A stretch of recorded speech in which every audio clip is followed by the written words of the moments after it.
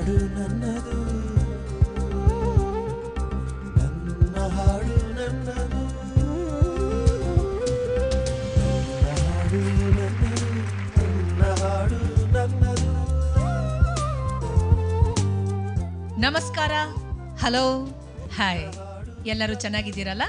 ನಮ್ಮ ಜಾನಪದದಲ್ಲಿ ಬೆಳಿಗ್ಗೆ ಏಳ್ತಿದ್ದ ಹಾಗೇನೆ ಬೆಳಗಾಗಿ ನಾ ಎದ್ದು ಯಾರ್ಯಾರ ನೆನೆದೆ, ನಮ್ಮಪ್ಪ ಶಿವನ ನೆನೆದೇನ ಅಂತ ಹಾಡ್ಕೊಂಡು ಹೇಳ್ತಿದ್ರಂತೆ. ಜನ ಎಲ್ಲ ಇದನ್ನ ಕೇಳ್ಕೊಂಡು ಹೇಳ್ತಾ ಇದ್ರು. ಈಗ ನಮ್ಮ ಸಿಟಿ ಲೈಫಲ್ಲಿ ಏನಾಗುತ್ತೆ ಅಂದರೆ ನಾವು ಹಾಡು ಕೇಳ್ತೀವಿ. ಏನಪ್ಪ ಅಂದರೆ ಬೆಳಗಾಗೆದ್ದು ಜೋರಾದ ವಾಲ್ಯೂಮ್ನಲ್ಲಿ ರಸ್ತೆಯಲ್ಲಿ ಏನೋ ಹೋಗ್ತಾ ಇತ್ತು, ಹಾಡು ಬೇರೆ ಬರ್ತಾ ಇತ್ತು, ರಂಬೆ ನೀವಯ್ಯಾರದ ರಂಬೆ ಅಂತ. ಏನಪ್ಪ ಅಂತ ನೋಡಿದ್ರೆ ಕಸ ತಗೊಂಡು ಹೋಗೋ ಗಾಡಿಯವರು ಬೇಗ ಎಲ್ಲರೂ ಕಸ ತಂದು ಕೊಡ್ಲಿ ಅಂತ ಹಾಡು ಹಾಕ್ಕೊಂಡು ಹೋಗ್ತಾ ಇದ್ರು. ಅವ್ರ ಹಿಂದೆನೆ ತರಕಾರಿ ಗಾಡಿಯವರು ಬಂದರು, ತರಕಾರಿ ತರಕಾರಿ ಅಂತ. ಅವ್ರ ಹಿಂದೆನೆ ಹೂವ ಗಾಡಿಯವರು ಬಂದರು, ಹೂವ ಹೂವ ಹೂವ ಅಂದ್ರು. ಅದರಲ್ಲೂ ಒಂದು ರಾಗ ಇದೆ ನೋಡಿ. ಒಟ್ಟಿನಲ್ಲಿ ಸ್ನೇಹಿತರೆ, ಎಲ್ರಿಗೂ ಕೂಡ ಸಂಗೀತ ಇಷ್ಟ, ಹಾಡು ಇಷ್ಟ. ಈ ನಮ್ಮ ವೇದಿಕೆ ನನ್ನ ಹಾಡು ನನ್ನದು. ಇಲ್ಲಿ ಗಣ್ಯಾತಿ ಗಣ್ಯರು ತಮ್ಮ ಮನದ ಅನಿಸಿಕೆಯನ್ನ ನಮ್ಮ ಜೊತೆಯಲ್ಲಿ ಹಂಚ್ಕೊಳ್ತಾರೆ, ಅನುಭವದ ಬುತ್ತಿಯನ್ನ ಬಿಚ್ಚಿಡ್ತಾರೆ, ಪುಟಗಳನ್ನು ತೆರೀತಾ ಹೋಗ್ತಾರೆ. ಅವರ ಜೊತೆಯಲ್ಲಿ ಕೂತ್ಕೊಂಡು ಮಾತಾಡ್ತಾ ಅವರಿಗೆ ಯಾವ ಹಾಡು ಇಷ್ಟ, ಯಾಕೆ ಇಷ್ಟ, ಮತ್ತು ಅವರ ಜೀವನದ ಆಗು ಹೋಗುಗಳನ್ನು ನಮ್ಮ ಜೀವನದ ಆಗು ಹೋಗುಗಳ ಜೊತೆಗೆ ಮೇಳೈಸ್ತಾ ಈ ಕಾರ್ಯಕ್ರಮವನ್ನು ನೋಡೋಣ. ವೆಲ್ಕಮ್ ಟು ನನ್ನ ಹಾಡು ನನ್ನದು.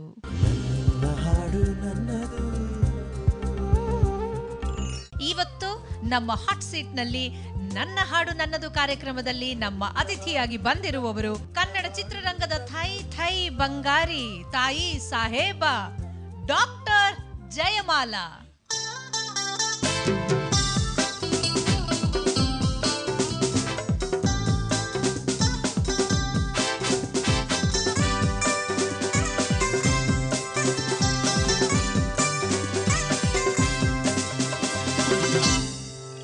ಜಯಮಾಲಾ ಅವರಿಗೆ ಸುಸ್ವಾಗತ ಮತ್ತು ನಮಸ್ಕಾರ. ನಮಸ್ಕಾರ. ಹೇಗೆ ಅನ್ನಿಸ್ತಾ ಇದೆ ಈ ವೇದಿಕೆಗೆ ಬರೋದಕ್ಕೆ? ಬಹಳ ಸಂತೋಷ ಆಗ್ತಿದೆ ವಿನಿಯಾ. ಎಷ್ಟೊಂದು ಕಲರ್ಫುಲ್, ಬಹಳ ಬ್ಯೂಟಿಫುಲ್ ಆಗಿದೆ. ಹೌದಲ್ಲ? ನಿಮ್ಮ ನೆನಪುಗಳ ಬುತ್ತಿಯನ್ನ ಬಿಚ್ಚಿಡ್ತಾ ಅದರಿಂದ ಮೊದಲನೇ ಕ್ಯಾರಿಯರ್ ಅನ್ನ ಓಪನ್ ಮಾಡೋದಾದ್ರೆ ಯಾವ ಸಿಹಿ ನೆನಪನ್ನ, ಯಾವ ತುಂಬಾ ಸಂತೋಷಕರವಾದ ಒಂದು ವಿಷಯವನ್ನ ನಮ್ಮ ಜೊತೆ ಹಂಚ್ಕೊಳ್ಳೋದಕ್ಕೆ ಇಷ್ಟಪಡ್ತೀರಿ? ಚಳಿಯಲ್ಲಿ ಚಿಕ್ಕಮಂಗ್ಳೂರಿನಲ್ಲಿ ಶಾಲೆಗೆ ಹೋಗುವಾಗ ಮನೆಯಿಂದ 4 ಕಿಲೋಮೀಟರ್ ದೂರದಲ್ಲಿ ರತ್ನಗಿರಿ ಬೋರೆ ಅನ್ನೋ ಕಡೆ ಶಾಲೆ.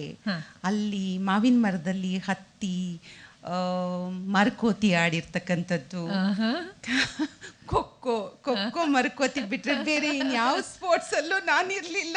ಅದೇ ಅನ್ಕೋತಾ ಇದ್ದೆ, ಅಲ್ಲಿ ಕೆಲವೆಲ್ಲ ಚಿಗುರೊಡಿತಾ ಇದ್ದು ಮರಗಳಲ್ಲಿ ಕಾಯಿಗಳೇ ಯಾಕೆ ಬಂದಿಲ್ಲ ಅಂತ ಅವತ್ತೇ ಜಯಮಾಲಾ ಅವ್ರು ಕಿತ್ಕೊಂಡು ಹೋಗ್ಬಿಟ್ಟಿದ್ದಾರೆ. ಇವಾಗ ಎಲ್ಲಿ ಬರೋದಕ್ಕೆ ಸಾಧ್ಯ ಅಲ್ವಾ? ಅಷ್ಟು ತುಂಟತನ ಮಾಡಿದಿರಿ, ಮತ್ತು ಮಾಡಿದ ತುಂಟತನನ ಖುಷಿಪಟ್ಟು ನೆನಪಿಸ್ಕೊಳ್ತಾ ಇದ್ದೀರಿ. ನಿಮ್ಮನ್ನ ಈ ವೇದಿಕೆಗೆ ಒಂದು ಹಾಡಿನ ಮೂಲಕ ಸ್ವಾಗತಿಸೋದಕ್ಕೆ ನಮ್ಗೆ ತುಂಬಾ ಸಂತೋಷ.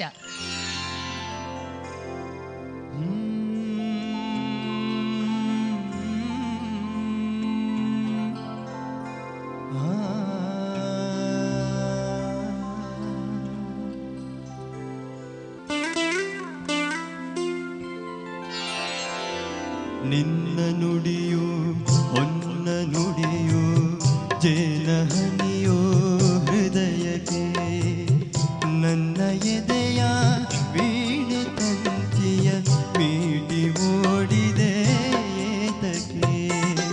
ನಿನ್ನ ನುಡಿಯೋ ಹೊನ್ನ ನುಡಿಯೋ ಜೇನಹನಿಯೋ ಹೃದಯಕ್ಕೆ.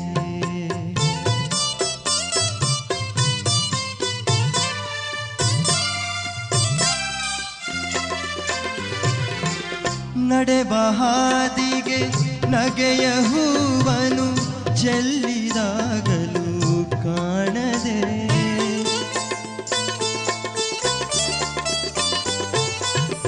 ನಡೆವ ಹಾದಿಗೆ ನಗೆಯ ಹೂವನು ಚೆಲ್ಲಿದಾಗಲೂ ಕಾಣದೆ, ಕಂಗಳಿಂದಲೇ ಪ್ರಣಯ ಕಾವ್ಯವ ಹಾಡಿದಾಗಲೂ ಕೇಳದೆ, ನಿನ್ನ ನರಿಯದೆ ಹೋದೆನು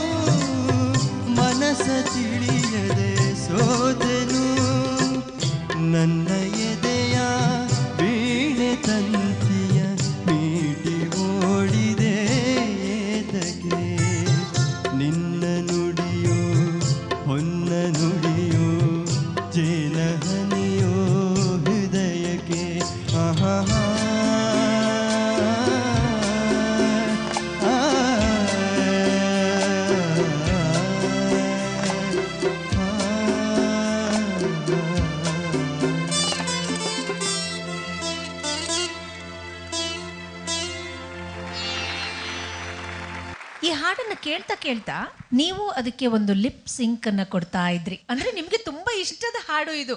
ಇದು ನನ್ನ ಪ್ರಾಣದ ಹಾಡು. ಪ್ರಾಣದ ಹಾಡು. ಯಾಕೆ ನಿಮಗೆ ಇದು ಪ್ರಾಣದ ಹಾಡು ಅಂತ ನೀವು ಹೇಳ್ಬೋದಾ? ಅದಕ್ಕೇನಾದ್ರೂ ಸ್ಪೆಷಲ್ ಘಟನೆ ಇದ್ರೆ ಹೇಳ್ಬೋದಾ? ರಾಜ್ಕುಮಾರ್ ಅವ್ರ ಜೊತೆ ಈ ಹಾಡನ್ನು ಶೂಟಿಂಗ್ ಮಾಡ್ತಿದ್ವಿ ಬೆಂಗಳೂರು ಲಾಲ್ಬಾಗಲ್ಲಿ. ನನಗೆ ಪರಿಸರ ಪ್ರಕೃತಿ ತುಂಬ ಇಷ್ಟ. ಆ ಸಂದರ್ಭದಲ್ಲಿ ಈ ಹಾಡು ಹಳದಿ ಹೂಗಳೆಲ್ಲವೂ ಉದುರಿ ಬೀಳ್ತಿತ್ತು. ಹಳದಿ ಹೂ ಬಂದಾಗ ನನ್ನ ಹುಟ್ಟಿದಬ್ಬ ಅಂತ ನನಗೊಂದು ನೆನಪು. ಕೆಂಪು ಹೂ ಬಂದಾಗ ನನ್ನ ಮಗಳು ಮೇ ಫ್ಲವರ್ ಬರುತ್ತೆ ಅಂತ. ಹೀಗೆ ಪ್ರತಿ ನಮ್ಮನೆಯ ಕುಟುಂಬದ ಪ್ರತಿಯೊಬ್ಬರು ಒಂದೊಂದು ತಿಂಗಳಿಗೆ ಮಾರ್ಚಲ್ಲಿ ಒಂದು ವೈಲೆಟ್ ಕಲರ್ ಹೂ ಬರುತ್ತೆ. ಹೀಗೆ ಒಂದೊಂದು ಬಣ್ಣದ ಹೂಗಳನ್ನ ನಾವು ಹಾಗೆ ನೋಡ್ಕೊಂಡು ಇದು ಮಾರ್ಚ್ ತಿಂಗಳು ಅಂತಿದ್ವಿ. ನಮ್ಮ ಮನೇಲಿ ಅವಾಗ ಕ್ಯಾಲೆಂಡರ್ ಗಿಲೆಂಡರು ಏನೂ ಇರ್ತಿರ್ಲಿಲ್ಲ, ಶಾಲೆಗೆ ಹೋಗ್ತಿದ್ವಿ ಅಷ್ಟೇ. ಸೊ ಬಣ್ಣಗಳ ಮೂಲಕನೇ ತಿಂಗಳುಗಳನ್ನ ಕಂಡುಹಿಡಿಯೋದು.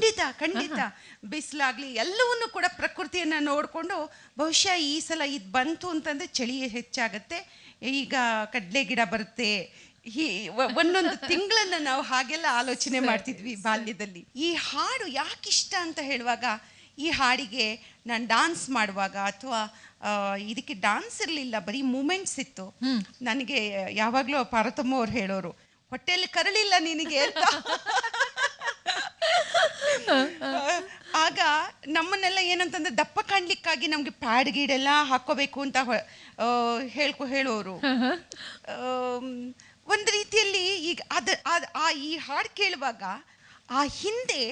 ಅದ್ರ ಹಿಂದೆ ನಡೆದ ಅಷ್ಟು ಘಟನೆ ನನಗೆ ನೆನಪಿಗೆ ಬರ್ತಾ ಹೋಯ್ತು. ಈಗ ಇಷ್ಟೆಲ್ಲ ಈ ಘಟನೆಯ ಬಗ್ಗೆ ಹೇಳ್ತಾ ಇದ್ದೀರಿ, ಈ ಹಾಡನ್ನ ಇಷ್ಟೊಂದು ಇಷ್ಟ ಅಂತ ಹೇಳ್ತಾ ಇದ್ದೀರಿ.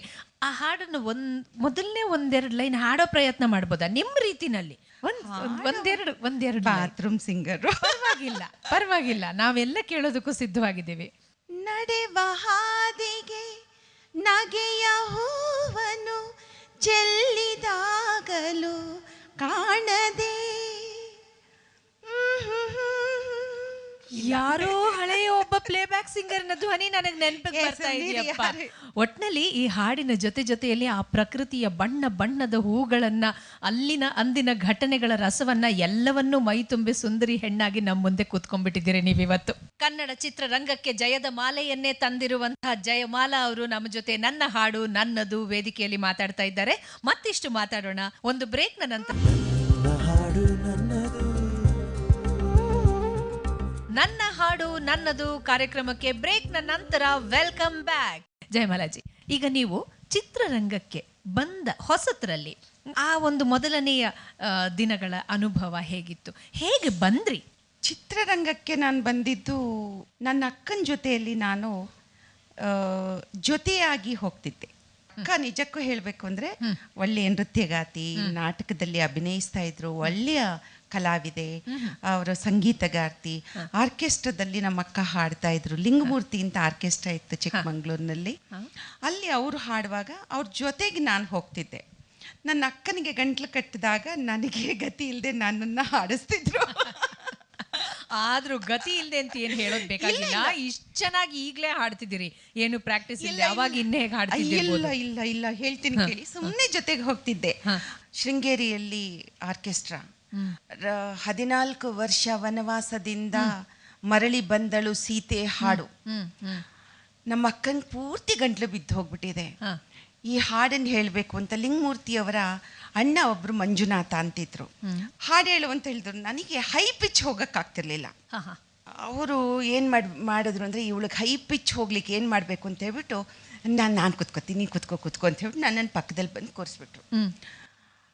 ಹಾಡು ಪ್ರಾರಂಭ ಆಯಿತು. ಮೊದಲನೇ ಚರಣ ಆಯಿತು. ಆಮೇಲೆ ಮರಳಿ ಬಂದಳು ಸೀತೆ ಹೈ ಪಿಚ್ಚಲ್ಲಿ ಬರುತ್ತಲ್ಲ, 14 ವರ್ಷ ವನವಾಸದಿಂದ ಮರಳಿ ಬಂದಳು ಸೀತೆ, ಅದು ಕೊನೆಗೆ ಹೋಗುತ್ತಲ್ಲ. ಹೌದು, ಇದಕ್ಕಿಂತ ಹೈ ಪಿಚ್ ಇನ್ನೇನ್ ಬೇಕಾಗಿದೆ? ಪರವಾಗಿಲ್ಲ. ಆ ಹೈ ಪಿಚ್ ಅಲ್ಲಿ ಹೋಗುವಾಗ ಅವ್ರೇನ್ ತಿಳ್ಕೊಂಡ್ರು ಅಂದ್ರೆ, ಇವಳಿಗೆ ಜೋರ ಜಿಂಕ್ತಿದ್ರೆ ಅವಳು ಹೈ ಪಿಚ್ ಹೋಗ್ತಾಳೆ ಅಂತ. ನಾನು ಮರಳಿ ಬಂದಳು ಸೀತೆ ನಾನು ಜೋರಾಗಿ ಅಳಕ್ ಶುರು ಮಾಡಿದೆ. ಅವರು ಇಲ್ಲ ತಪ್ಪಾಯ್ತು ಹಾಡು ಹಾಡು ಹಾಡು ಅಂತಾರೆ. ಇಲ್ಲ ಜಿಂಗುಟ್ಟು ಬಿಟ್ರಿ ನೀವು, ಹಾಡೋದೇ ಇಲ್ಲ. ಸಾಧಾರಣ ನಿಮ್ಗೆ ಎಷ್ಟು ವರ್ಷ ಇರ್ಬೋದು? 12 ಮತ್ತೆ 12-13 ಅಂದ್ರೆ ಪುಟ್ಟ ಹುಡುಗಿದೆ ಲೆಕ್ಕ ಅದು. ಅದಾಗಿದ ತಕ್ಷಣನೇ ನಾನು ನಮ್ಮ ಅಕ್ಕಂಗೆ ಹೇಳಿದೆ ನಾನು ಹಾಡೋದೇ ಇಲ್ಲ ಅಂತ. ಅಷ್ಟೊತ್ತು ಲಿಂಗಮೂರ್ತಿ ಅವ್ರು ನನಗೆ ಇಲ್ಲ ಇಲ್ಲ ಸುಮ್ಮನಿರು ಇನ್ನೊಂದ್ಸಲ ಅಂತ ಅವರು ನುಡಿಸ್ತಾನೆ ಹಿಂದಕ್ಕೆ ಹಾಗೆ ಹಾಗೆ ಹಾಗೆ ಹಿಂದಕ್ಕೆ ಸರಿದು ಹೋದ್ರು. ಕೊನೆಗ ಹಾಡನ್ನ ನಾನು ಹಾಡ್ಬಿಟ್ಟೆ. ಜಿಗಿಟ್ಬಿಟ್ಟಿದ್ರು ಪಾಪ ಅವ್ರ ಉದ್ದೇಶ ಒಳ್ಳೇದೇ ಇತ್ತು, ಹೈ ಪಿಚ್ಗೆ ಹೋಗ್ಲಿ ಅಂತ. ನಾನು ತುಳು ಚಿತ್ರದ ಮುಖಾಂತರ ಬಂದವಳು. ಕಾಸ್ತಾಯ ಕಂಡನಿ ಅನ್ನೋದು ನನ್ನ ಮೊದಲ ಚಿತ್ರ. ಗೀತಾ ಪ್ರಿಯ ಅವರು ನಿರ್ದೇಶಕರಾಗಿದ್ದರು. ಆನಂದ್ ಶೇಖರ್ ಅಂತ ಹೇಳ್ಬಿಟ್ಟು ಅದರ ನಿರ್ಮಾಪಕರು. ಅವರಿಗೆ ಆ ಚಿತ್ರಕ್ಕೆ ಒಂದು ಸಣ್ಣ ಹುಡುಗಿಯೇ ಬೇಕಾಗಿತ್ತು, ಆ ಪಾತ್ರ ಆಗಿತ್ತು. ನಾನು ನಮ್ಮ ಅಕ್ಕನ ನಾಟಕ ನೋಡ್ತಾ ಕೆಳಗೆ ಕೂತಿದ್ದೆ. ಅವ್ರು ನನ್ನ ಪಕ್ಕದಲ್ಲಿರೋನ ಎಬ್ಸಿ ಗೀತಾಪ್ರಿಯ ಅವ್ರು ಬಂದು ಪಕ್ಕದಲ್ಲಿ ಕೂತರು. ನನಗೆ ಗೀತಾಪ್ರಿಯ ಅವರು ಗೊತ್ತಿಲ್ಲ, ನನಗೆ ಯಾರೂ ಗೊತ್ತಿಲ್ಲ. ನನ್ನ ಅದೃಷ್ಟ ಅಲ್ಲಿತ್ತು, ನಾನು ಬರಬೇಕಾಗಿತ್ತು. ಕಾಸ್ತಾಯ ಕಂಡನಿಗೆ ನಾಯಕಿಯಾಗಿ ನಾನು ಆಯ್ಕೆ ಆಗಿಬಿಟ್ಟೆ. ನಾಯಕಿಯಾಗಿ ಆಯ್ಕೆ ಆಯಿತು. ಆ ಸಿನಿಮಾ ನಿಜಕ್ಕೂ ಒಂದು ದೊಡ್ಡ ಮೊದಲನೇ ದಿನ ಶೂಟಿಂಗು. ಮೊದಲು ಹೋಗ್ಬಿಟ್ಟು ಎಲ್ಲರಿಗೂ ಕಾಲು ನಮಸ್ಕಾರ ಮಾಡಬೇಕು. ನಂತರ ಮೊದಲು ಕ್ಯಾಮ್ರಾಗೆ ನಮಸ್ಕಾರ ಮಾಡಿ ಅಂದರು. ನನಗೆ ಕ್ಯಾಮ್ರಾ ಅಂದರೆ ಯಾವುದು ಗೊತ್ತಿಲ್ಲ. ಸರಿ, ನಾನು ಕ್ಯಾಮ್ರಾ ಅಂದರೆ ಯಾವುದು ನಮ್ಮ ಅಕ್ಕನ ಕೇಳಿದೆ. ಅವ್ರು ನನಗಿಂತ ಪೆದ್ದಿ. ಅವರು ನನಗೂ ಗೊತ್ತಿಲ್ಲ, ಅಲ್ಲಿ ನೋಡಿ ದೊಡ್ಡದಾಗಿ ಕಾಣ್ತಿದ್ದಿಲ್ಲ, ಅದಕ್ಕೆ ಹೋಗಿ ನಮಸ್ಕಾರ ಮಾಡು ಅಂದರು. ಸರಿ, ಅದು ದೊಡ್ಡ ಸನ್ಗನ್ನು ಆಯ್ತಾ. ನಾನು ಹೋದೆ. ಅದು ಉದ್ದಕ್ಕೆ ನಾನು ಹೋಗಿ ಬಗ್ಗಿ ನಮಸ್ಕಾರ ಮಾಡುವಾಗ ಅಲ್ಲಿ ಇದ್ದಿದ್ದು ಡೈರೆಕ್ಟ್ರು, ಯಾಕಮ್ಮ ಅಲ್ಲಿ ನಮಸ್ಕಾರ ಮಾಡ್ತಿದ್ಯಾ ಅಂತ ಕೇಳಿದ್ರು. ನಾನು ತಿರುಗಿ ನೋಡಿದೆ. ಸರ್ ಅದು ಕ್ಯಾಮ್ರಾ ಅಲ್ವಾ ಸರ್ ಅದಕ್ಕೆ ಅಂತ. ಅವ್ರಿ ಪಾಪ ನಾನು ನೋಡಿ ಅಯ್ಯೋ ಅಮಾಯಕಳು ಅಂತ ಹೇಳಿ ಬಾಯಿಲ್ಲಿ ಅಂತ ಹೇಳಿ ಕ್ಯಾಮ್ರಾ ಕರ್ಕೊಂಡು ಹೋಗ್ಬಿಟ್ಟು ಇದು ಕ್ಯಾಮ್ರಾ ಅಂತಂದ್ರು. ನನಗೆ ಆವಾಗ ಒಂದು ಅನ್ನಿಸ್ತು, ಈ ಲೈಟ್ ಇಷ್ಟು ದೊಡ್ಡದಿದೆ, ಕ್ಯಾಮ್ರಾ ಏನಿದೆ ಇಷ್ಟೇ ಇದೆ, ಏನು ಕಾಣಲ್ಲ, ಅದರಲ್ಲಿ ಬೆಳಕೆಲ್ಲ ಬರುತ್ತೆ, ಅದೇ ಚೆನ್ನಾಗಿತ್ತು. ಇದರಲ್ಲಿ ಏನು ಕಾಣಲ್ಲಲ್ಲ, ಇದಕ್ಕೆ ಯಾಕೆ ನಮಸ್ಕಾರ ಮಾಡಬೇಕು, ಅದಾದ್ರೆ ಎಷ್ಟು ಚೆನ್ನಾಗಿ ಕಾಣುತ್ತೆ. ಈಗ ನೀವು ಫಸ್ಟ್ ಟೈಮು ಕ್ಯಾಮ್ರಾ ಎದುರಿಸಿದಾಗ ಏನು ಅನ್ನಿಸ್ತು? ಏನು ಅನ್ನಿಸ್ಲಿಲ್ಲ. ಯಾಕೆಂದರೆ ಅಕ್ಕ ಹೇಳ್ತಿದ್ರು, ನನ್ನ ಎದುರುಗಡೆ ನನ್ನ ಅಕ್ಕ ಯಾವಾಗಲೂ ನಿಲ್ಲೋರು. ಅವರು ನಾನು ಮಾಡಿದ್ದೆಲ್ಲ ಹೀಗೆ ಅಂತ ಕೇಳ್ತಿದ್ದೆ, ಸರಿನಾ ಅಂತ ಕೇಳ್ತಿದ್ದೆ. ಅವರು ಹಿಂಗನ್ನೋರು, ಸರಿ ಇಲ್ಲ ಅಂತ ಹೇಳಿದ ತಕ್ಷಣನೇ ಮತ್ತೆ ಸರಿಯಾಗಿ ನಿಂತ್ಕೊಳ್ತಿದ್ದೆ. ಪ್ರತಿಯೊಂದನ್ನು ಅಕ್ಕ ಅಲ್ಲಿಂದ ನನಗೆ ನಿರ್ದೇಶನ, ನನಗೆ ನಿಜಕ್ಕೂ ನಿರ್ದೇಶನ ಅವರು ಸರಿ ಅಂದ್ರೆ ಅದು ಸರಿ ಅಂತ. ಏನ್ ಸೀನ್ ಅದು? ಏನ್ ಸೀನ್ ಆಗಿತ್ತು? ಫಸ್ಟ್ ಶಾಟ್ ಏನ್ ಸೀನ್, ಯಾವ ಸೀನಿಂದ ಆಗಿತ್ತು? ನನಗೆ ಆ ಪಿಕ್ಚರ್ನಲ್ಲಿ ಈಗಲೂ ನೆನಪಿದೆ. ನನ್ನ ಮೊದಲು ನೋಡ್ರಿ, ನನಗೆ ಮೊದಲನೇ ಶಾಟೇ ತಾಳಿನ ಹರಿಯೋ ಶಾಟು. ಮಗನಿಗೆ ಅಂತ ಇವಳನ್ನ ಗೊತ್ತುಪಡಿಸಿಟ್ಟಿರ್ತಾರೆ, ಈ ಹುಡುಗಿಯನ್ನ. ಅವ್ರ ಮನೆ ಮಾಲಿ ಮಗಳು ಇವಳು. ತನ್ನ ಮಗ ಅಮೇರಿಕಾದಲ್ಲಿ ಓದ್ತಿರ್ತಾನೆ. ಅವನು ವಾಪಸ್ ಬಂದಾಗ ಇವಳನ್ನ ಜೊತೆಲಿ ಮದುವೆ ಮಾಡ್ಕೊಡ್ಬೇಕು ಅನ್ನೋ ಆಸೆ ಇರುತ್ತೆ. ಮಗ ಬಂದಾಗ ಅವನು ಬೇರೆ ಹುಡುಗಿನ ಇಷ್ಟಪಟ್ಟಿರ್ತಾನೆ. ಈಗ ಮಾರಿನ ಈ ಥರದ ಮಾಲಿಯ ಮಗಳನ್ನು ನನ್ನ ಸ್ಟೇಟಸ್ಗ ಅಂತ ಹೇಳಿ ಅವ್ನು ರಿಜೆಕ್ಟ್ ಮಾಡ್ತಾನೆ. ಅಪ್ಪ ಏನು ಮಾಡ್ತಾನೆ ಅಂತಂದರೆ, ತನ್ನೆಲ್ಲ ಆಸ್ತಿಯನ್ನು ಇವಳಿಗೆ ಕೊಡ್ತೀನಿ, ಬರ್ದಿಟ್ಟಿದ್ದೀನಿ, ನೀನು ಅವಳನ್ನೇ ಮದುವೆ ಮಾಡಬೇಕು ಅಂತ ಹೇಳ್ತಾನೆ. ನಿನ್ನ ಆಸ್ತಿನೂ ಬೇಡ ಏನು ಬೇಡ ಅಂತ ಹೇಳ್ಬಿಟ್ಟು ಕೋಪ ಆಗುತ್ತೆ. ತಂದೆ ಮಕ್ಕಳಲ್ಲಿ ಇಬ್ಬರು ಸಂಘರ್ಷ ಆಗಿ ತಾಯಿಯ ಅವನ ಮೊದಲ ಹೆಂಡತಿ ಸತ್ತೋಗಿರ್ತಕ್ಕಂಥ ಹೆಂಡತಿಯ ಫೋಟೋಗೆ ಅವಳ ತಾಳಿಯನ್ನ ಹಾಕಿರ್ತಾರೆ. ಮಗನಿಗೂ ತಂದೆಗೂ ಕೋಪ ಆಗುತ್ತೆ, ಬೇಕಾದ್ರೆ ನೀನೇ ಮದುವೆ ಮಾಡ್ಕೊಂತಾನೆ. ಅಂತ ಒಂದು ದೊಡ್ಡ ಒಂದು ಸಂಘರ್ಷದ ಸಂದರ್ಭದಲ್ಲಿ ಅವನಿಗೆ ಮೊದಲೇ BP ಇರುತ್ತೆ. ಅವನ ಕೋಪ ಬಂದು ಆ ತಾಳಿ ತೆಗೆದು ಈ ಹುಡುಗಿ ಕಟ್ಟೇ ಬಿಡ್ತಾನೆ. ಅದೇ ಅಂತ ಸಂದರ್ಭದಲ್ಲಿ ನಿಮ್ಗೆ ಹೇಗೆ ಸೆಂಟಿಮೆಂಟಲಿ, ಇಮೋಷನಲಿ ನೀವು ಎಷ್ಟು ಡಿಸ್ಟರ್ಬ್ ಆಗಿದ್ರಿ? ಏನೂ ಗೊತ್ತಿರ್ಲಿಲ್ಲ ನನಗೆ. ತಾಳಿ ಅಂದ್ರೆ ಏನು, ತಾಳಿ ಮಹತ್ವ ಏನು, ಅದು ಯಾಕೆ ಕಟ್ತಾರೆ, ಏನು ಗೊತ್ತಿರ್ಲಿಲ್ಲ. ನೋಡಿ, ಕ್ಯಾಮರಾ ಅಂದ್ರೆ ಏನು ಅಂತ ಗೊತ್ತಿರ್ಲಿಲ್ಲ, ತಾಳಿ ಅಂದ್ರೆ ಏನು ಅಂತ ಗೊತ್ತಿರ್ಲಿಲ್ಲ. ಆದ್ರೆ ಅಭಿನಯ ಅಂದ್ರೆ ಏನು ಅಂತ ಗೊತ್ತಿತ್ತು. ಇಲ್ಲದೆ ಹೋದ್ರೆ ಅಲ್ಲಿಂದ ಇಲ್ಲಿವರೆಗೆ ಬೆಳ್ಕೊಂಡು ಬರೋದಕ್ಕೆ ಸಾಧ್ಯನೇ ಅಭಿನಯ. ಈಗ ಆ ಸಿನಿಮಾ ರಿಲೀಸ್ ಆಯ್ತು. ರಿಲೀಸ್ ಆದ್ಮೇಲೆ ಫಸ್ಟ್ ಟೈಮ್ ಪೋಸ್ಟರ್ ನಲ್ಲಿ ನಿಮ್ ಮುಖ ನೋಡಿದಾಗ ನಿಮ್ಗೆ ಏನ್ ಅನ್ನಿಸ್ತು? ಫಸ್ಟ್ ಟೈಮ್ ಪೋಸ್ಟರ್ ಬಿಟ್ಬಿಡಿ, ಈ ಆಲ್ಬಮ್ ಬರುತ್ತಲ್ಲ ಅದನ್ನ 100 ಸಲ ನೋಡ್ತಿದ್ದೆ. ಬೇರೆಯವ್ರ ಎದುರುಗಡೆ ನೋಡೋದು ಒಂದು, ನಿಜಕ್ಕೂ ಹೇಳ್ತೀನಿ, ನನಗೆ ಇವತ್ತಿಗೂ ಒಂದು ಕುತೂಹಲ ಇದೆ. ಒಂದ್ ಸೀರೆ ತರ್ಲಿ, ಒಂದ್ಸಲ ಅಂಗಡಿಯಲ್ಲಿ ತಂದು ನಾನು ನೋಡ್ತೀನಿ, ನಂತರ ನಾನು ಒಬ್ಬಳೇ ಅದನ್ನ ಮತ್ತೆ ಮುಟ್ಟಿ ನೋಡುವಂಥದ್ದು ನನಗೆ ಅದು ಹಾಡು ಯಾವುದೇ ಆಗ್ಲಿ ಒಂದು ಫೋಟೋ ಬರ್ಲಿ ಅದನ್ನ 10 ಸಲ ನೋಡ್ತೀನಿ. ಕೆಲವು ಸಲ ನೋಡ್ತಾ ಇರ್ತೀನಿ, ಕೆಲವು ಚೆನ್ನಾಗಿಲ್ಲ ಅಂದ್ರೆ ಮಗ್ಚ್ ಹಾಕ್ಬಿಡ್ತೀನಿ. ಸರಿ, ಸ್ವಲ್ಪ ಸಂಕೋಚದಿಂದ, ಸ್ವಲ್ಪ ನಾಚಿಕೆಯಿಂದ, ಸ್ವಲ್ಪ ಸಂತೋಷದಿಂದ, ಅತಿಯಾದ ಹಿಗ್ಗಿನಿಂದ, ಹೆಮ್ಮೆಯಿಂದ ನಮ್ ಜೊತೆ ಡಾಕ್ಟರ್ ಜಯಮಾಲಾ ಅವರು ಮಾತಾಡ್ತಾ ಇದ್ದಾರೆ. ಒಂದು ಬ್ರೇಕ್ನ ನಂತರ ಮತ್ತಿಷ್ಟು ವಿಷಯಗಳನ್ನು ತಿಳ್ಕೊಳ್ಳೋಣ. ವೆಲ್ಕಮ್ ಬ್ಯಾಕ್ ಟು ನನ್ನ ಹಾಡು ನನ್ನದು. ಡಾಕ್ಟರ್ ಜಯಮಾಲಾ ಅವ್ರ ಜೊತೆ ಮತ್ತಿಷ್ಟು ಮಾತಾಡೋಣ ಬನ್ನಿ. ನೀವು ತುಂಬಾ ಇಷ್ಟಪಡ್ತಿದ್ದಂಥ ಸಿನಿಮಾ ಹಾಡು ಯಾವುದು? ನಮ್ಮಮ್ಮ ನನ್ನನ್ನು ಸಿನಿಮಾ ಕರ್ಕೊಂಡು ಹೋಗಿದ್ರು. ಮೊದಲನೇ ಸಿನಿಮಾ ನಾನು ನೋಡಿದ್ದು ವೀರಕೇಸರಿ.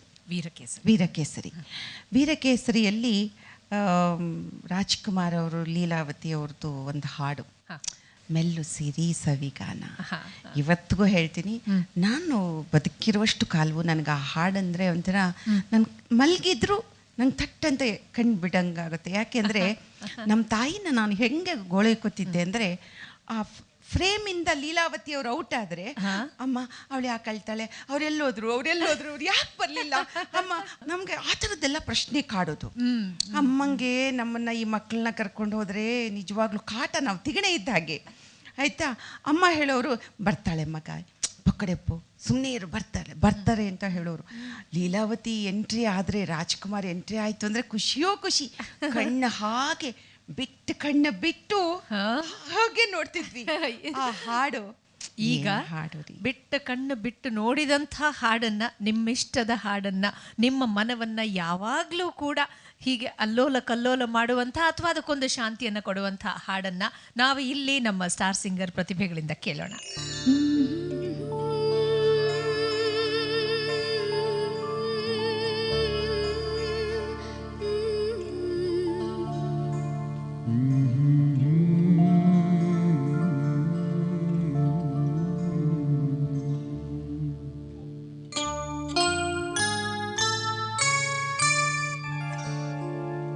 ಮೆಲ್ಲು ಸಿರೆ ಸವಿಗಾನ, ಎದೆ ಜಲ್ಲೆನೆ ಹೂವಿನ ಬಾಣ.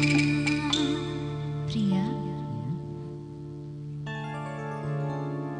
ಮೆಲ್ಲು ಸಿರೆ ಸವಿಗಾನ, ಎದೆ ಜಲ್ಲೆನೆ ಹೂವಿನ ಬಾಣ.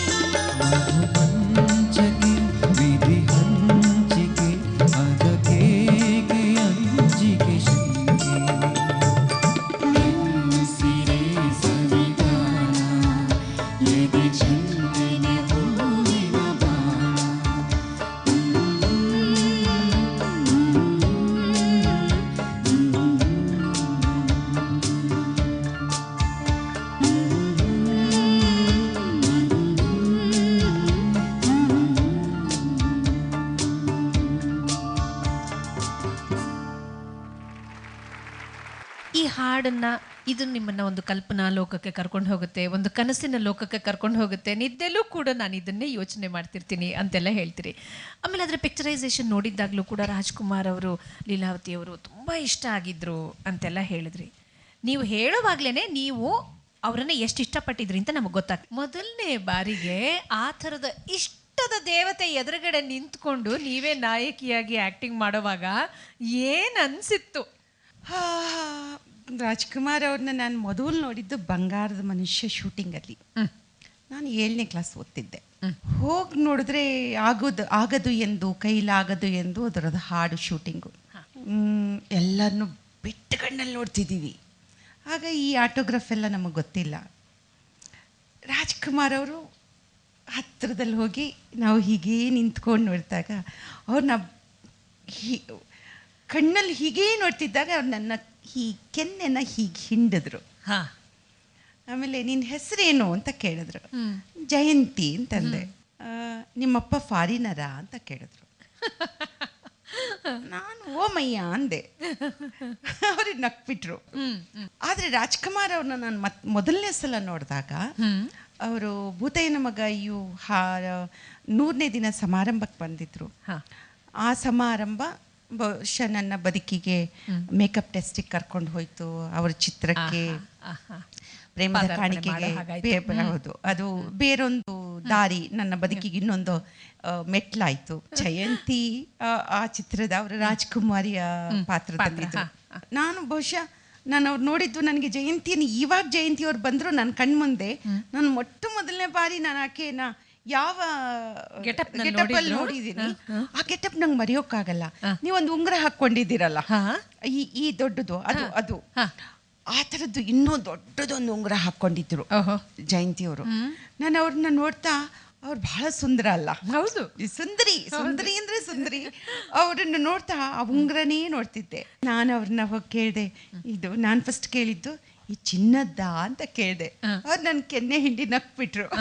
ಆಮೇಲೆ ಎಲ್ಲ ನೋಡಿದವರೆಲ್ಲ ನಿಮ್ ಕೆನ್ನೆನೆ ಹಿಂಡ್ತಾ ಇದ್ರಲ್ಲ, ಅವಾಗ ಏನೋ ವೈಶಿಷ್ಟ್ಯ ಇದೆ. ಪ್ರೋಗ್ರಾಮ್ ಮುಗಿಲಿ, ನಾನು ಒಂದ್ಸಲ ಹಿಂಡ್ ಬಿಡ್ತೀನಿ. ಈಗಲ್ಲ, ಇದು ನಾನು 35 ವರ್ಷದ 33 ವರ್ಷದ ಹಿಂದಿನ ಕತೆ. ಈಗಲೂ ಹಾಗೆ ಅನ್ನಿಸ್ತಾ ಇದೆ, ಒಂದ್ಸಲ ಹಿಂಡ್ ಆಯ್ತಾ? ಇವಾಗಿನ ಕತೆ ಅಲ್ಲ, ಅದನ್ನ ನೋಡ್ಬಿಟ್ಟು ನಾನು ಆ ಉಂಗ್ರವನ್ನ ನೋಡ್ತಾನೆ ಇದ್ದೆ.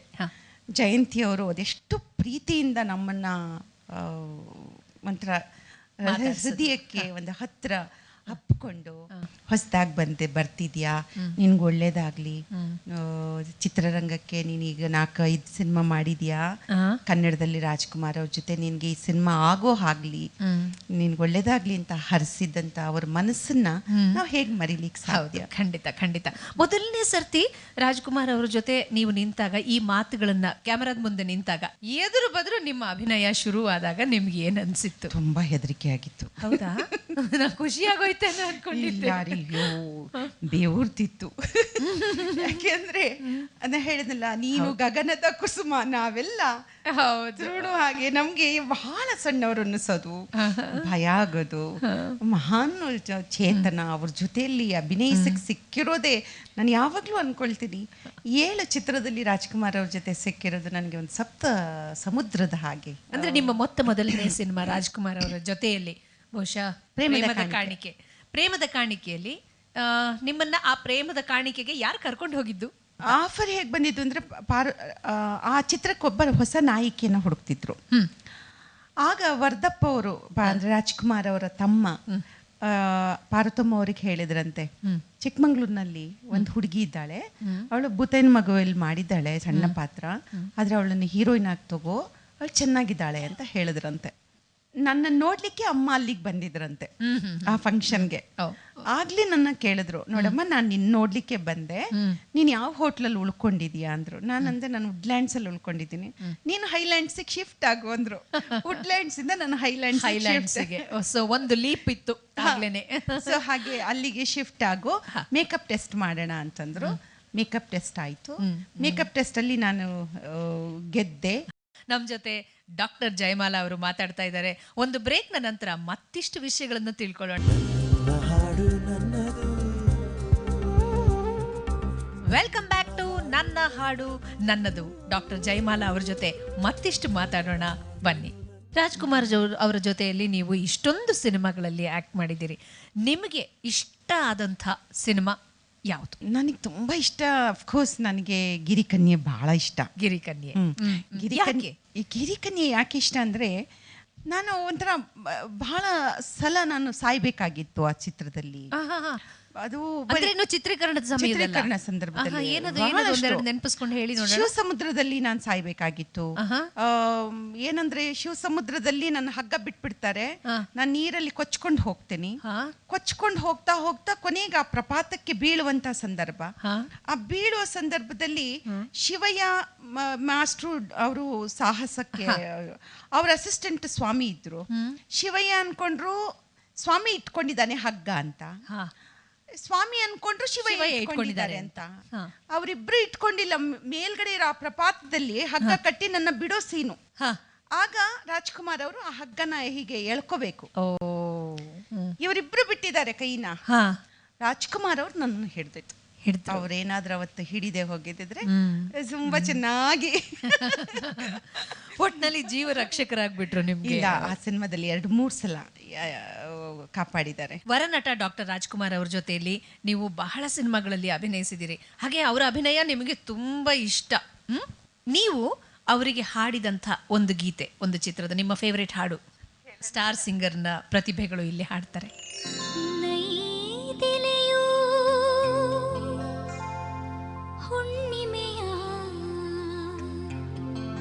ಚಂದ್ರನ ಮರೆಯುವುದೇ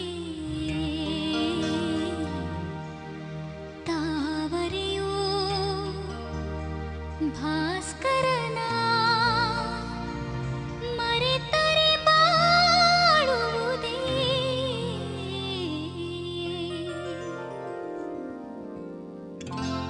ನೈದಿಲೆಯೋ ಹುಣ್ಣಿಮೆಯ ಚಂದ್ರನ ಮರೆಯುವುದೇ ತಾವರೆಯೋ ಭಾಸ್ಕರನ ಮರೆತರೆ ಬಾಳುವುದೇ ನೈದಿಲೆಯೋ ಹುಣ್ಣಿಮೆಯ ಚಂದ್ರನ ಮರೆಯುವುದೇ ತಾವರೆಯೋ ಭಾಸ್ಕರನ ಮರೆತರೆ ಬಾಳುವುದೇ.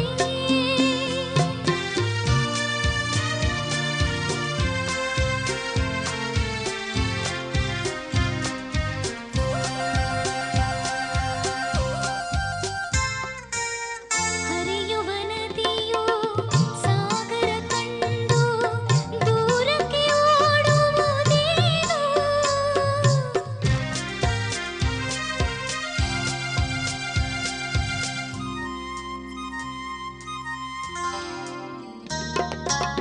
ಹಣತೆಯ ಕೈಲಿ ಹಿಡಿಯುವ ಹಾಗೆ ಬೆಳಕನ್ನು ಹಿಡಿಯುವರಾರು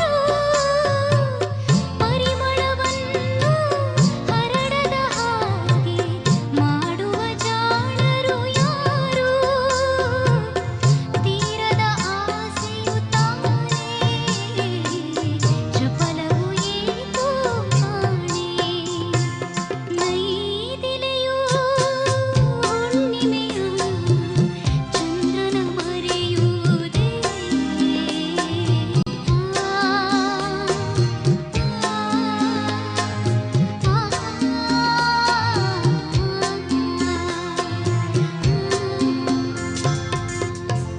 ಡಾಕ್ಟರ್ ರಾಜ್ಕುಮಾರ್ ಅವರ ಅಲ್ಲದೆ ನಿಮಗೆ ಬೇರೆ ಯಾವ ಹೀರೋ ನಿಮ್ ಜೊತೆನಲ್ಲಿ ನಮಗೆ ತುಂಬಾ ಖುಷಿ ಆಗ್ತಿತ್ತು?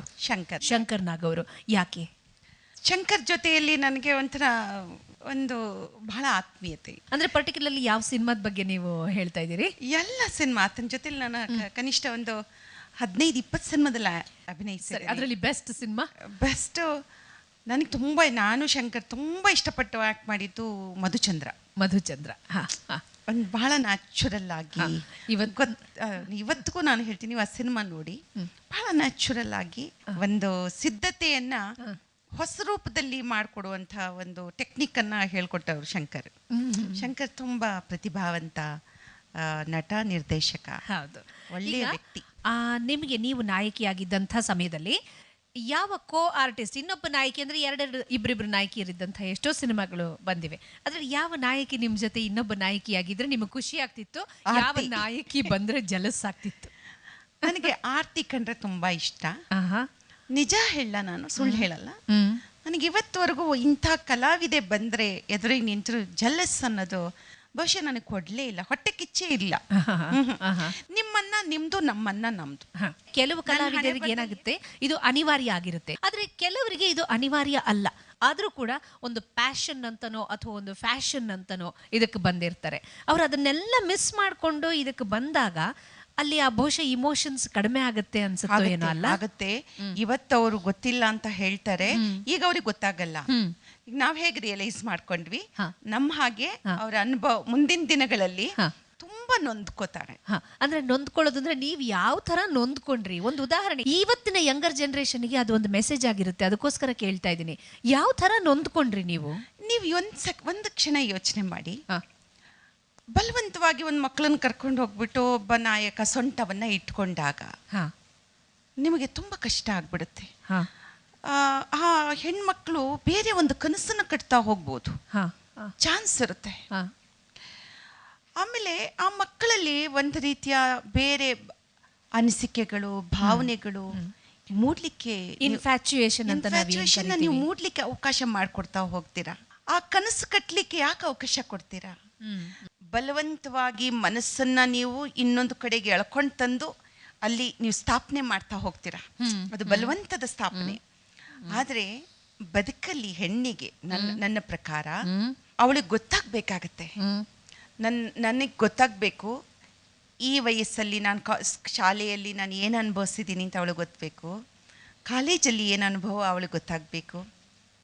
ಆ ಶಾಲೆ ಕಾಲೇಜ್ ಎರಡು ಮುಗಿದ ನಂತರ ಅವರು ಮುಕ್ತವಾಗಿ ಎಷ್ಟು ಬೇಕಾದರೂ ಅವರಿಗೆ ವಸ್ತು ಸ್ಥಿತಿ ಎರಡೂ ಗೊತ್ತಾದಾಗ ಅವರಿಗೆ ಈ ಎಲ್ಲ ಸ್ಪರ್ಶವೂ ಕೂಡ ಇದು ಪ್ಲಾಸ್ಟಿಕ್, ಇದು ಆರ್ಟಿಫಿಷಿಯಲ್ ಅನ್ನುವಂಥ, ಇದು ಆಕ್ಟಿಂಗ್ ಅನ್ನುವಂಥದ್ದು ಅವರಿಗೆ ಬರುತ್ತಲ್ಲ ಮನಸ್ಸಿಗೆ, ಆಗ ಅವರಿಗೆ ಏನು ತೊಂದರೆ ಆಗೋದಿಲ್ಲ. ಇಲ್ದಿದ್ರೆ ಇಲ್ಲದೆ ಇರುವಂತಹ ಕನಸು, ಆಧಾರನೇ ಇಲ್ಲದೆ ಇರುವಂತಹ ಕನಸನ್ನೇ ನಿಜ ಅಂತ ತಿಳ್ಕೊಂಡು ಅದಕ್ಕೆ ಒಂದು ದಾರಿ ಮಾಡ್ಕೊಡ್ತೀರಾ ನೀವು. ಮತ್ತೆ ದಾರಿ ಮಾಡ್ಕೊಟ್ಟಾಗ ಮಕ್ಕಳ ಮನಸ್ಸು ಮೇಲೆ ಅದು ಬಲವಾಗಿ ಊರ್ ಬಿಡುತ್ತೆ. ಡಾಕ್ಟರ್ ಜಯಮಾಲಾ ಅವರು ಮಾತಾಡ್ತಾ ಇದ್ದಾರೆ. ಒಂದು ಬ್ರೇಕ್ನ ನಂತರ ಮತ್ತಿಷ್ಟು ವಿಷಯಗಳನ್ನು ತಿಳ್ಕೊಳ್ಳೋಣ.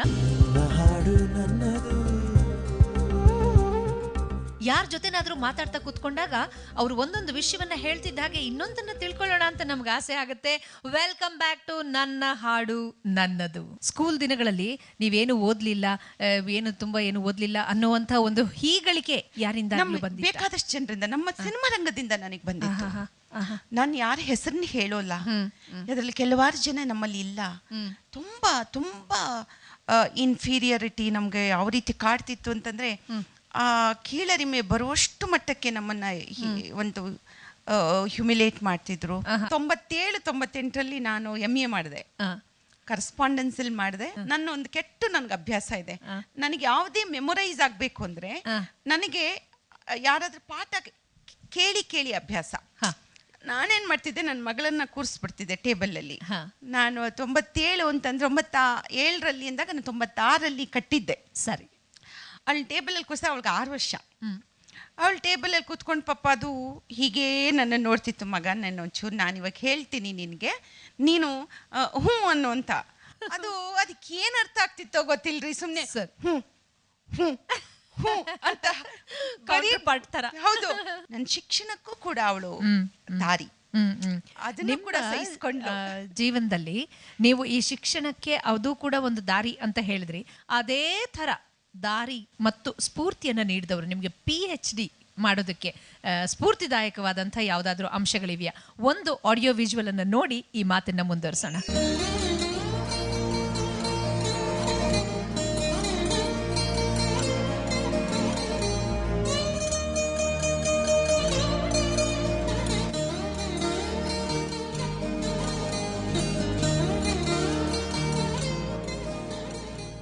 ಜಯಮಾಲಾ ಅವರು ನನಗೆ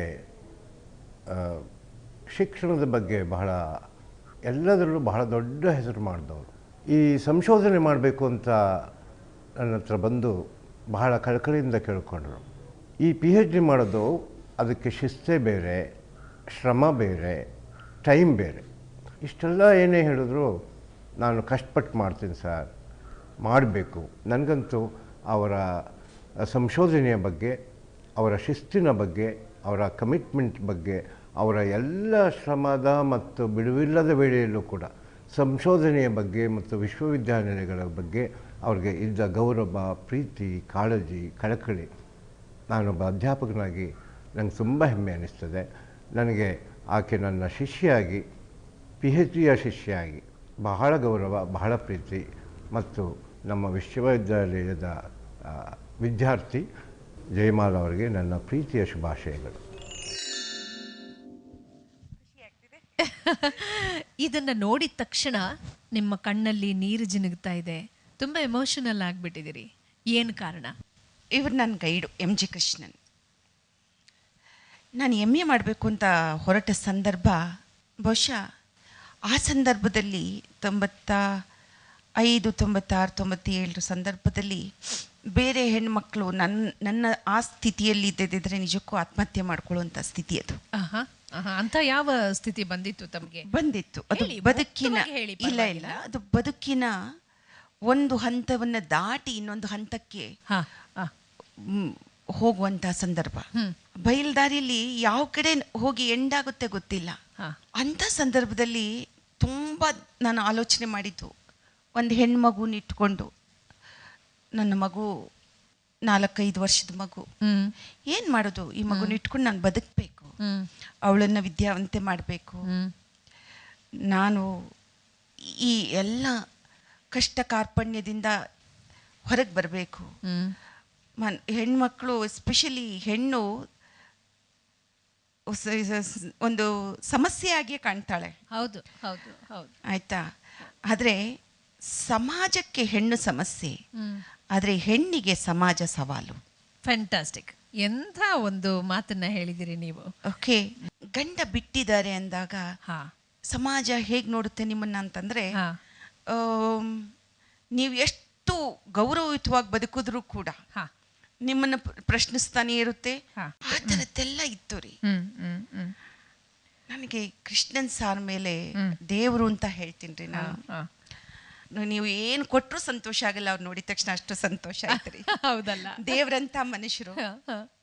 ಬಹಳ ಖುಷಿ ಆಯ್ತು. ಸರಿ, ಆಗ ಖುಷಿಯಾಗಿದ್ದಂಥ ಜಯಮಾಲ ಅವರು ಆಗಾಗ ಅಂದ್ರೆ ನೊಂದ ದಿನಗಳಲ್ಲಿ ಯಾವ ಹಾಡು ನೀವು ನೆನ್ಪು ಮಾಡ್ಕೋತಿದ್ರು ನಮ್ಗೆಲ್ಲ ಗೊತ್ತಾಗಿದೆ. ಬಯಲುದಾರಿ ಹಾಡು ನಂಗೆ ಇಷ್ಟ ಆಗ್ತಿತ್ತು ಅಂತ ಹೇಳಿದ್ರಿ. ಈಗ ಅಂಥ ಸಮಯದಲ್ಲಿ ಯಾವ್ದಾದ್ರು ಹಾಡು ನಿಮ್ಮ ನೆನಪಿನ ಇದರಲ್ಲಿ ಗುಂಗಿಸ್ತಾ ಇತ್ತ? ಏನೇನೋ ಆಸೆ ನೀ ತಂದ ಭಾಷೆ, ಇಂದು ಹೊಸತನ ತಂದು ತನು ಮನ, ಕೂಗುತ್ತಿದೆ ಬಾ ಎಂದು ನಿನ್ನ. ವಂಡರ್ಫುಲ್. ಈ ಹಾಡನ್ನ ಕೇಳೋಣ, ಸಂಗೀತದ ಜೊತೆಯಲ್ಲಿ, ತಾಳದ ಜೊತೆಯಲ್ಲಿ ಮತ್ತು ನಿಮ್ಮ ಸಂತೋಷದ ಮೂಡ್ನ ಜೊತೆಯಲ್ಲಿ.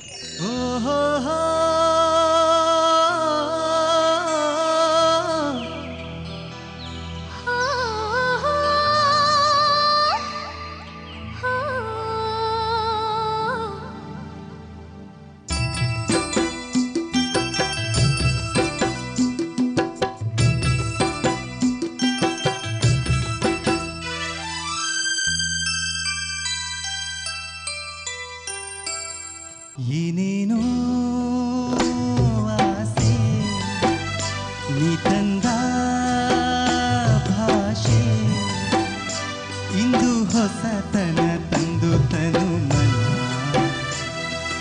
ಕೂಗುತ್ತಿದೆ ಬಾ ಎಂದು ನಿನ್ನ.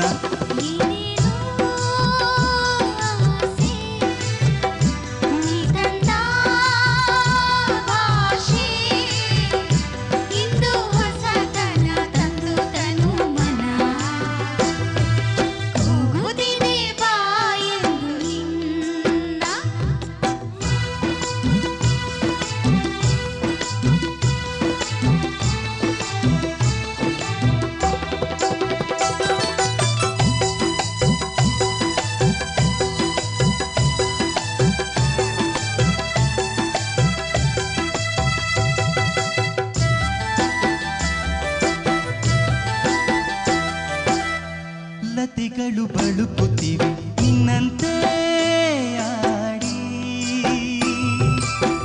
ಸುಮಗಳು ನಗುತ್ತಲಿವೆ ನಿನ್ನನ್ನು ನೋಡಿ,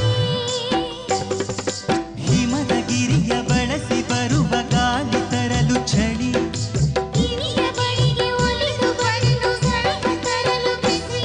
ಏನೇನೋ ಆಸೆ ನೀ ತಂದ ಇಂದು ಹೊಸತನ ತಂದು ತನು ಮನ, ಕೂಗುತ್ತಿದೆ ಬಾ ಎಂದು ನಿನ್ನ. ಏನೇನೋ ಆಸೆ,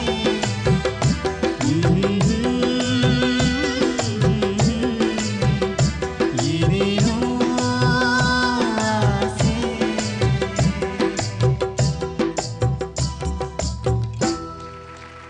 Shabeba, Shabeba, They